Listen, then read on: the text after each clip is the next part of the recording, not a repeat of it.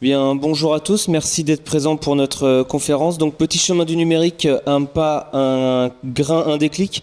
On va vous montrer ce qu'on a réalisé pour l'accompagnement des personnels pour la remontée en compétences numériques. Donc, les personnels des établissements scolaires. On vous propose un petit QR code, c'est 4 cadenas déverrouillés qui sont présents sur le Moodle Moot, sur notre parcours.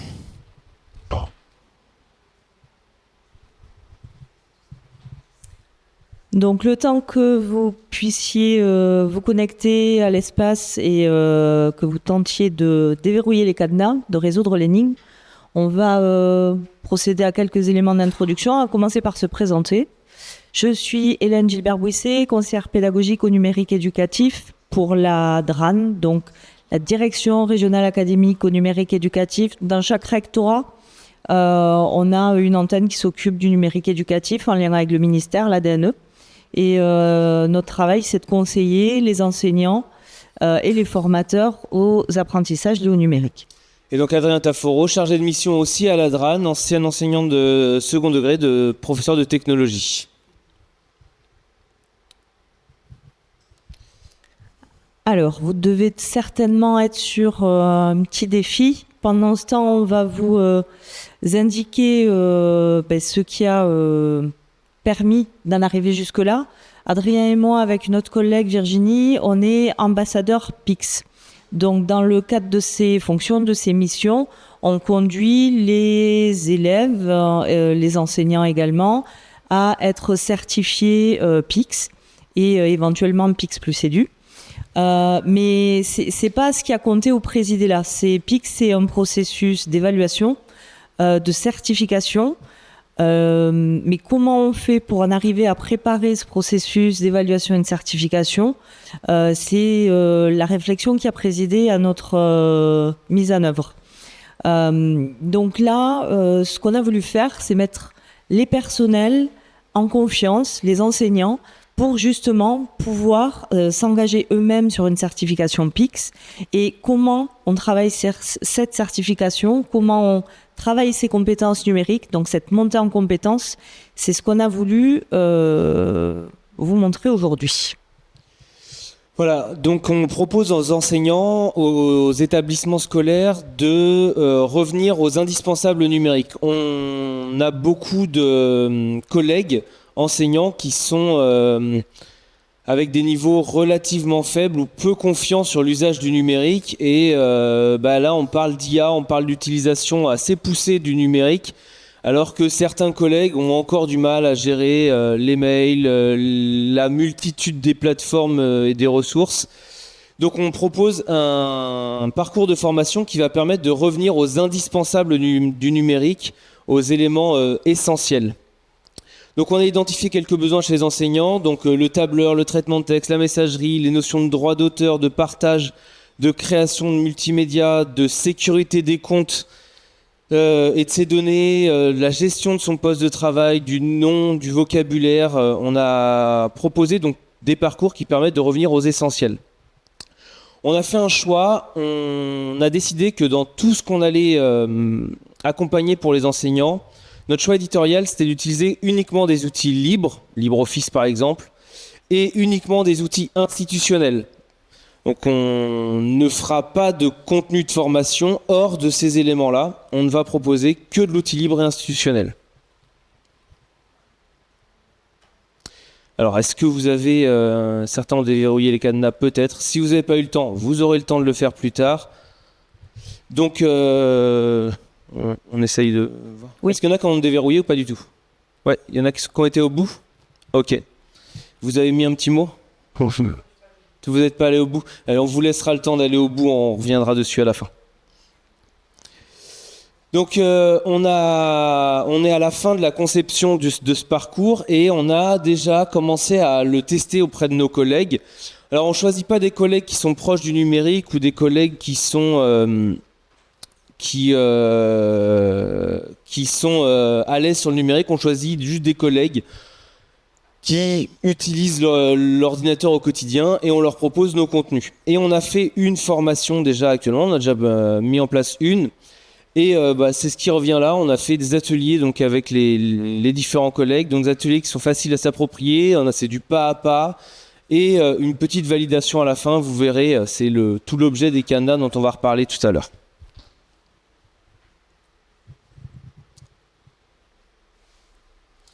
Alors pourquoi Moodle ? Moodle, ça nous a permis de structurer notre parcours pour les enseignants. On a séparé notre parcours en 5 points, les 5 points du CRCN, donc du cadre de référence des compétences numériques, donc les 5 domaines que vous voyez là. Et dans chaque domaine, on propose 3 niveaux d'activité. Des activités de niveau 1, une étoile, des activités de niveau 2 et des activités de niveau 3. Vous voyez sur le côté à quoi ça ressemble, ça fait donc une section pour un domaine et une activité qui va pouvoir être réalisée. Nous, on travaille sur le réseau des concepteurs. Alors, si vous n'en avez pas encore entendu parler du réseau des concepteurs, dans le secondaire, donc on a, faut que je précise. Donc, pour les petites classes, donc de 6 ans jusqu'à 18 ans, donc de l'école, collège et lycée pour nous, on a 3 plateformes sur 3 plateformes Moodle. Une pour les élèves, ELEA, une pour les enseignants, Magistère, et une 3e, réseau des concepteurs, qui unit les deux. Et ça permet de co-concevoir sur la plateforme réseau des concepteurs. On conçoit sur le réseau des concepteurs. Une fois que le parcours est prêt, on le publie et les utilisateurs peuvent directement retrouver notre parcours en cliquant sur un bouton. Ils cliquent sur dupliquer et notre parcours se duplique immédiatement dans leur plateforme à eux. Ça permet de récupérer plusieurs fois ce parcours-là. On en reparlera un petit peu plus tard. Donc l'avantage de travailler sur Moodle, c'est que chaque section peut être cachée ou non le jour de la formation. Les stagiaires ont prévu de travailler plutôt sur telle ou telle compétence. On va pouvoir masquer le reste des compétences qui sont dans notre parcours pour ne travailler que sur celles qu'ils ont privilégiées. Ici, les activités sont classées par domaine. On réfléchit à également proposer une version où les activités sont rangées par niveau. On a des questionnements encore à ce sujet. Donc on propose des activités progressives qui répondent aux besoins de chacun. On a de très grandes diversités de niveaux entre les différents collègues enseignants.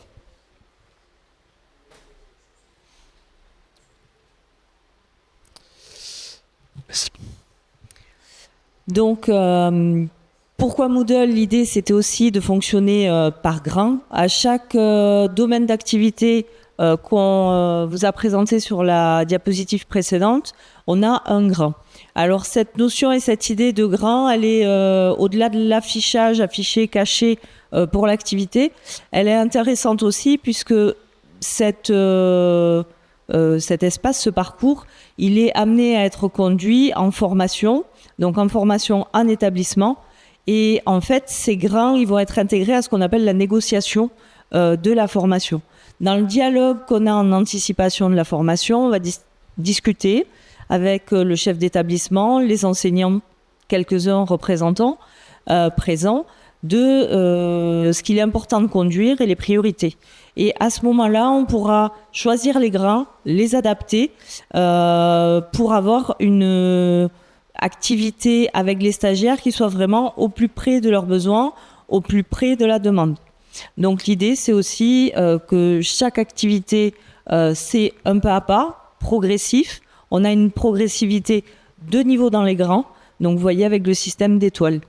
Là, actuellement, on est en réflexion. Ce parcours, il est en co-construction. Quasiment toutes les activités ont été construites et sont prêtes à être déployées. Le parcours est testé et on en est au moment où on se demande comment on fonctionne, si on est sur une verticalité ou une horizontalité de la difficulté. Est-ce qu'on va aller sur travailler toutes les compétences à des niveaux simples et augmenter petit à petit, ou travailler en profondeur chaque compétence et augmenter le niveau dans chaque compétence. Ce qui est important, c'est que ce grain en Moodle, on va pouvoir le dessiner, l'affiner en fonction des besoins et le mettre à disposition selon ce qui a été discuté. Donc chaque grain, ce sera une page une seule page et toute l'activité se trouvera sur une seule page. L'avantage d'utiliser une seule page sur Moodle, c'est qu'on va pouvoir avoir une seule ligne sur le côté sur le côté gauche de notre écran, et que dans chaque activité, on va pouvoir, dans une page, mélanger du texte, de l'image, de la vidéo, des GIFs, du H5P, des iframes à chaque grain. Et un grain, c'est une activité pour l'enseignant le jour de la formation. Alors ces validations-là, l'idée c'est que pour ces activités-là, les enseignants ils vont réaliser un certain nombre d'étapes, et pour valider leur étape, on a fait comme du PIX, mais du PIX accompagné, où on va proposer aux enseignants de vérifier s'ils sont capables, s'ils ont validé cette étape, s'ils ont réussi l'étape. Et pour cela, on va utiliser Loki, on va vous le montrer tout à l'heure. Donc Loki, c'est un petit cadenas, on voyait Unlock tout à l'heure qui était proposé, donc là c'est Loki. Loki, c'est pas un plugin, Loki c'est un outil qui est en dehors de Moodle, mais ces petits cadenas, ils sont paramétrables en dehors de Moodle, et on va pouvoir sortir une iframe. Et l'iframe, on va pouvoir juste la copier et la coller dans le code de la page, et le cadenas, il va pouvoir apparaître. Alors c'est pas un cadenas qui verrouille quoi que ce soit, c'est pas un cadenas qui va ouvrir quelque chose, ça valide juste l'étape pour l'enseignant, j'ai réussi, j'ai pas réussi. Et il n'est pas obligé d'appeler le formateur pour dire est-ce que là j'en suis arrivé au bout ou pas. Non, il est capable, il sait que là il n'a pas besoin d'une autre validation que celle-là. En termes d'ergonomie et de réflexion sur le processus d'apprentissage, ça nous a paru un élément vraiment important en termes de feedback et de rétroaction immédiate pour l'apprenant. Donc ce que disait Adrien, effectivement, l'apprenant peut évoluer seul en pratique accompagnée. L'idée, c'est que ces formations, elles sont conduites en présence d'un formateur, mais effectivement, à des moments, le formateur peut se dégager, aller sur un groupe et accompagner au plus près des besoins et laisser le stagiaire qui n'en a pas forcément besoin à ce moment-là en autonomie. Ça fait vraiment le pont pour nous avec ce qui a été dit hier par Claire sur le cerveau de l'enseignant, le cerveau de l'apprenant. À un moment donné, ce feedback immédiat, neutre, il est important, il permet aux stagiaires d'avancer. Alors là, on parle des stagiaires adultes. On envisagera également le même type de dispositif pour des plus jeunes. Là, c'est aussi une validation immédiate et ça permet à l'enseignant plus tard de voir ce qu'a fait l'élève et d'avoir pu avancer avec d'autres élèves également. Et maintenant, c'est le déploiement de cette formation. Le déploiement donc en formation d'initiative locale, c'est-à-dire au sein d'un établissement ou de plusieurs établissements, à la demande du chef d'établissement. Chaque formation va mener à une duplication du parcours, duplication simple, elle est dans le réseau des concepteurs, on appuie sur le bouton dupliquer, on peut utiliser la formation. Et pour accompagner les formateurs, c'est pas forcément nous qui allons accompagner, on propose une page d'accompagnement pour chaque activité qui est proposée aux stagiaires. Qu'est-ce qu'il doit faire à cet endroit-là, quel est le code qu'il doit obtenir, à quel moment il doit en arriver. C'est des pages qui sont masquées pour les stagiaires. Donc là, on a travaillé vraiment sur le cœur de sujet qui nous intéressait au départ, c'est-à-dire les enseignants. Les enseignants, ils doivent aussi mobiliser leurs élèves et permettre à leurs élèves de travailler ces compétences numériques. Et l'idée, c'est de les mettre en confiance pour qu'ils arrivent à transposer, à transformer l'essai. Plus largement, ce parcours, il a intéressé nous, les protagonistes de la DSI, et on est en réflexion avec eux sur ce sujet.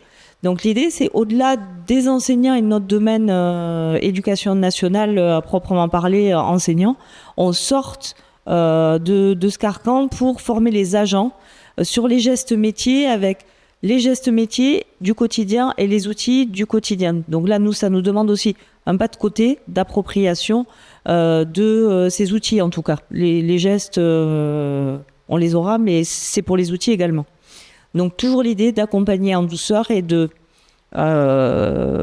donner confiance, pouvoir aussi faire le lien et le pont avec l'agentivité.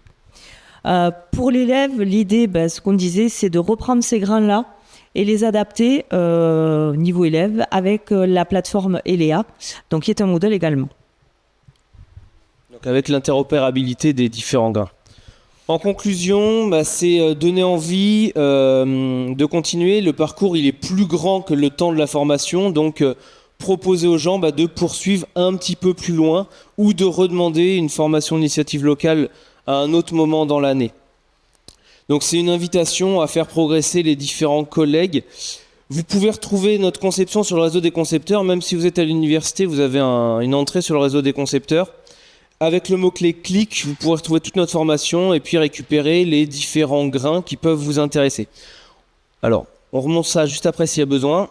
Donc nos différentes questions, et je vous propose de vous montrer un petit peu ce que ça donne sur les différents points. Alors, donc la conception auquel vous avez accès, c'est celle-là. Donc l'idée, elle est la suivante. On va pouvoir observer une activité. Donc l'activité, elle ressemble à ça. Une activité, c'est donc un titre. Et après, un pas à pas. Vous voyez, étape 1, étape 2, étape 3. Le collègue va pouvoir réaliser les différentes activités. Étape par étape, avec des prises de vue. Alors des prises de vue LibreOffice ici. Et à la fin, il valide par un mot de passe. S'il a réussi, il va pouvoir entrer le mot de passe qu'il a trouvé. Donc pour ceux qui ont fait du Pix, ça ressemble beaucoup. Et vérifier que le mot de passe est le bon. Donc là, on a accompagné les collègues sur l'utilisation d'un tableur.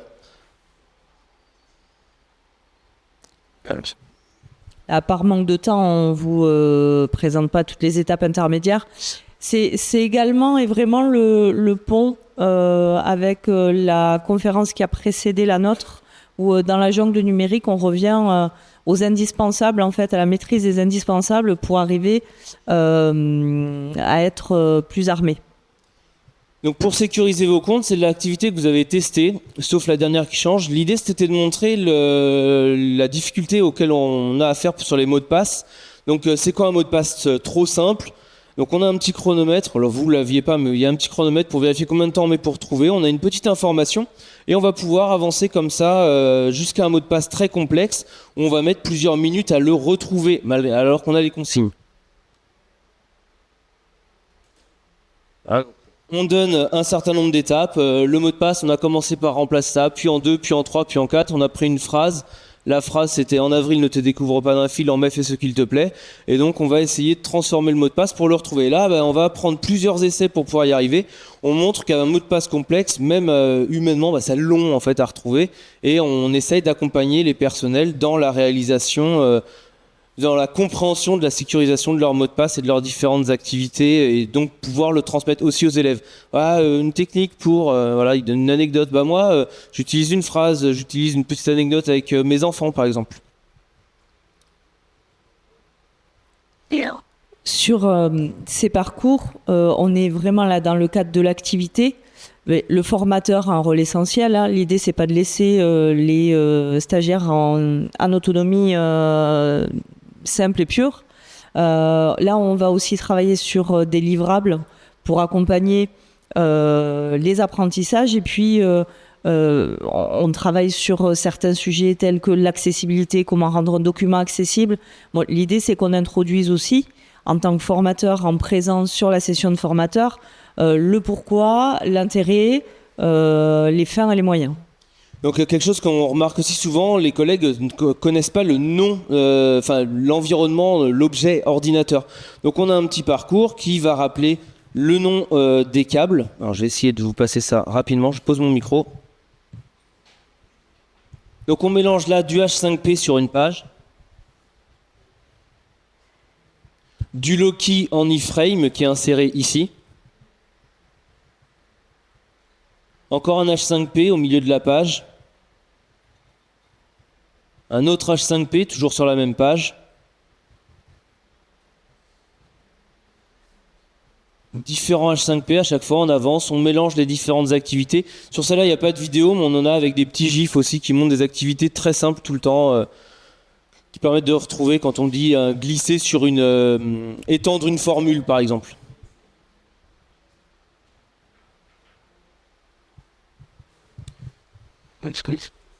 Et fin de la présentation, il a dit, monsieur. Terminé.